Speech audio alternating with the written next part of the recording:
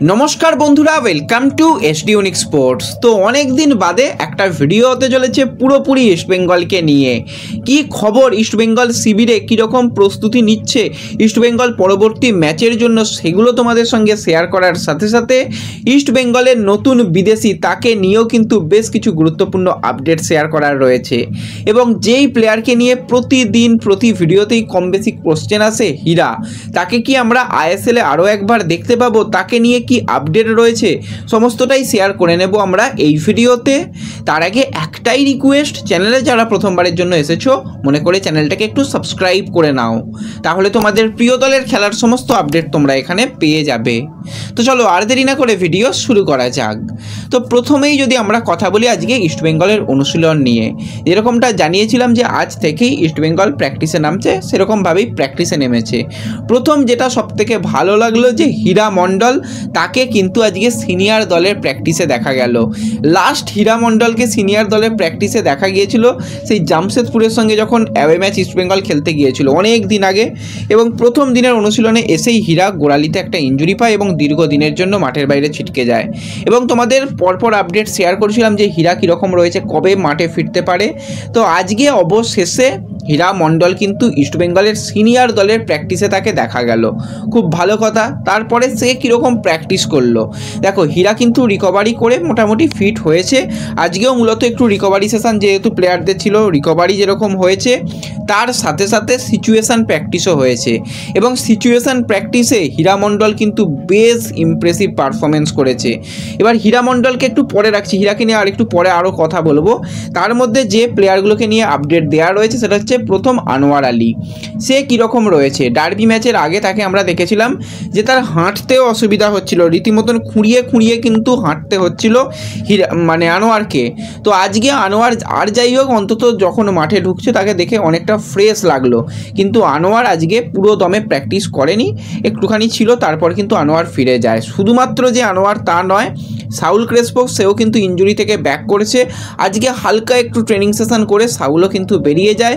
এছাড়া ডিফেন্সে যে দুজন বিদেশি খেলছে হেক্টর হিজাজি, তাদেরও কিন্তু আজকে সেইভাবে প্র্যাকটিস তারা করেনি, অল্প একটুখানি গা ঘামিয়ে কিন্তু তারাও আজকে ফিরে যায়। তার সাথে প্রভাত এবং রাকিব, তাদের নিয়েও এখনও চিন্তার কারণ রয়েছে, তারাও কিন্তু জোর কদমে অনুশীলন করতে পারছে না।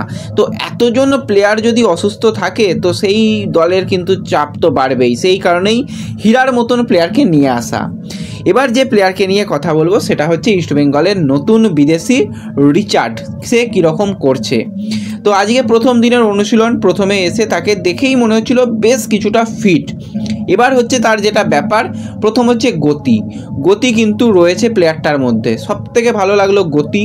দ্বিতীয় হচ্ছে পায়ে স্কিল, এই স্কিল কিন্তু তোমরা দেখেছিলে লাস্ট ব্রাইট যেরকম উইং বরাবর অ্যাটাক করার চেষ্টা করছিল, মাঝে মাঝে সেন্ট্রালি অ্যাটাক করেছিল, তো সেই রকম কিন্তু বেশ কিছুটা ছোঁয়া রিচার্ডের মধ্যে রয়েছে। 1:1 খুব ভালোভাবে প্রেস করতে পারছে, এবং প্রথম দিনই কিন্তু সিচুয়েশান প্র্যাকটিস যখন হয় সেখানে হ্যাটট্রিক করে দিয়েছে। মোটামুটি 3টে গোল করেছে, আরও একটা নাকি গোল করেছিল, আরও একটা গোল করেছিল, আরও একটা খুব সম্ভবত ভালো সেভ করেছিল, নাহলে বারে লেগেছিল ওরকম কিছুটা শোনা যাচ্ছে। তো প্রথম দিনেই কিন্তু বেশ ইমপ্রেসিভ পারফরমেন্স। এবং আইএসএলের যেটা পরবর্তী ম্যাচ রয়েছে ইস্ট বেঙ্গলের গোয়ার সঙ্গে, সেই ম্যাচে অবশ্যই আমি পার্সোনালি রিচার্ডকে ফার্স্ট 11-এ দেখতে চাই। সে যেরকম আজকে করেছে, যদিও এই প্র্যাকটিসগুলোর খবর খুব বাইরে আনা ঠিক নয়, তবুও যেটুকু বলছি ভাই, ব্রাইটের মতন প্লেয়ার, এটুকু তোমাদের বলতে পারি। এবার সামনের দিনে কিন্তু দেখা যাবে সে কতটা তার খেলাটাকে তুলে ধরতে পারে। যদি ঠিকঠাকভাবে তার খেলাটাকে তুলে ধরতে পারে তাহলে কিন্তু একটা ভালো সিগনেচার হয়েছে। এবার অবশ্যই প্লেয়ারটা গোল করার চেষ্টা করবে, শুধুমাত্র যে গোল করার চেষ্টা নয়, গোল করানোরও চেষ্টা করতে হবে। গোল নিজে নাও পেতে পারে, কিন্তু টিম যদি গোল পায় তার অ্যাসিস্ট থেকে সেটাও কিন্তু ভালো হবে। তাকে যেভাবে নিয়ে আসা হয়েছে সেটা কিন্তু অবশ্যই ইস্ট বেঙ্গলের জন্য মনে হয় ভালোর দিকে যাবে। অস্কার পরিকল্পনা করে এনেছে, এবং রিচার্ডের একটু ভাষা নিয়ে প্রবলেম, ইংলিশ বুঝতে একটু অসুবিধা হচ্ছে, তো সেক্ষেত্রে স্প্যানিশ ভাষাতেই সে বুঝছে, কিন্তু তার ভাষা ছেড়ে দাও, সে কিন্তু একদম ফিট প্লেয়ার। গত সিজনে যেরকম ফিলিসিওর কথা বলো বা ভিক্টরের কথা বলো, একদমই ফিটনেসের ধারে কাছে ছিল না, কিন্তু সেই জায়গা থেকে এবছরের যে নতুন বিদেশি রিচার্ড সে কিন্তু অনেকটাই ফিট এবং তার স্কিল, গতি, 1:1 ভালো বল নিয়ে কিন্তু এগিয়ে যেতে পারে এবং তলা থেকে অ্যাটাক তৈরি করতে পারে। পারফেক্ট একজন অ্যাটাকার কিন্তু রিচার্ড, এবং আজকে যেরকমটা বললাম পারফরমেন্স যেরকম ছিল খুব ভালো ছিল। এবার আজকে সবথেকে ইন্টারেস্টিং যেটা ব্যাপার হয়েছে, রিচার্ড যেখান দিয়ে মানে উইং বরাবর অ্যাটাক করছে সেখানে কিন্তু অপোনেন্ট দিকে হীরার ছিল। হীরাও ভালো করেছে, রিচার্ডও ভালো করেছে। এবার অবশ্যই রিচার্ড শুধুমাত্র যে উইং দিয়ে যাচ্ছে সেরকম নয়, মাঝে মাঝে সেন্ট্রালিও যাচ্ছে, মাঠ থেকেও উঠে আসছে। তো সেক্ষেত্রে আজকে হীরার আর রিচার্ডের কিন্তু একটা আমরা মানে লড়াই দেখেছি, হালকা করে লড়াই দেখেছি। তো দেখা যাক পরবর্তী সময়ে, তো রিচার্ড তো খেলবেই, তাকে স্কোয়াডে রেজিস্টার করানো হয়ে গেছে। হীরাকেও যদি রেজিস্টার করিয়ে নেয় আমি তো বলবো ভালো হবে। তো দেখা যাক, সেই দিকে আমাদের নজর থাকবে। আর যে সমস্ত প্লেয়াররা এখনও পর্যন্ত রিহ্যাব করছে তাদের নিয়ে কিন্তু একটু চিন্তার কারণ রয়েই যাচ্ছে। তো দেখা যাক তারা কত তাড়াতাড়ি ফিট হতে পারে। তো ব্যাস এই ভিডিওতে এটুকুই আলোচনা করার ছিল। ভিডিও ভালো লাগলে লাইক শেয়ার করতে পারো। চ্যানেলে প্রথমবারের জন্য যারা এসেছো মনে করে চ্যানেলটাকে সাবস্ক্রাইব করে নিও। তো দেখা হচ্ছে পরবর্তী ভিডিওতে। ধন্যবাদ।